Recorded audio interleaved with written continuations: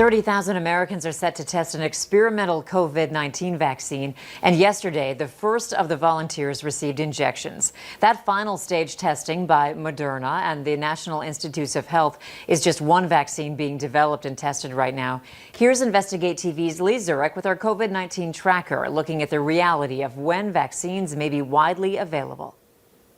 According to the World Health Organization, 25 vaccines are in clinical trials. The best thing for us, both from a vaccine nationalism point of view as well as from a public health point of view, is that there are many vaccines that come out. They all are successful, and they come out at various times, and they compete with one another, and we see which ones are the most effective. But even if a vaccine is approved and available late this year or early next, experts say that doesn't mean the pandemic will come to an immediate end. It is extremely optimistic to think that we will have a wide-scale vaccination program in place by January.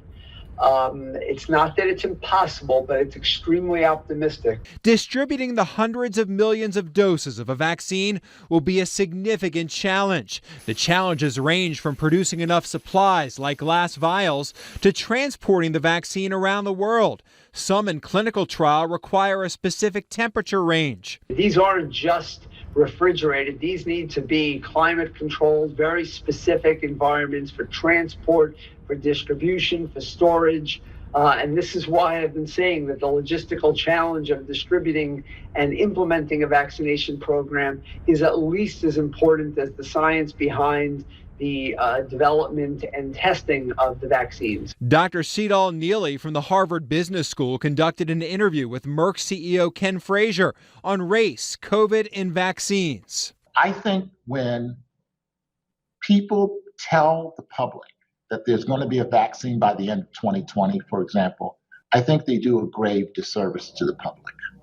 At the end of the day, we don't want to rush the vaccine before we've done rigorous science. We've seen in the past, for example, with the swine flu, that vaccine did more harm than good. Frazier cautioned against optimism that a vaccine will rid the world of this pandemic early next year.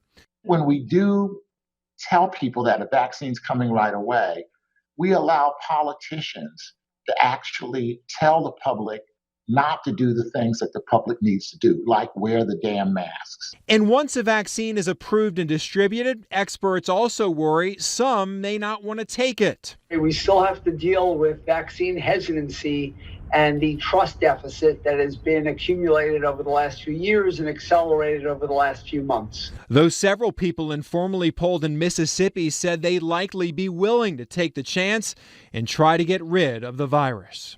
If it's proven that it's effective, yes, I'll take it to help protect myself and my family. I think it'd be good if it to help us prevent from spreading it. With most any drugs, anything, there's a risk to it. But something to help this pandemic, because it is really seeming to be out of control. Lee Zurich, Valley News Live. Dr. Anthony Fauci has cautioned that any vaccine will likely be less effective than some others, such as the measles shot.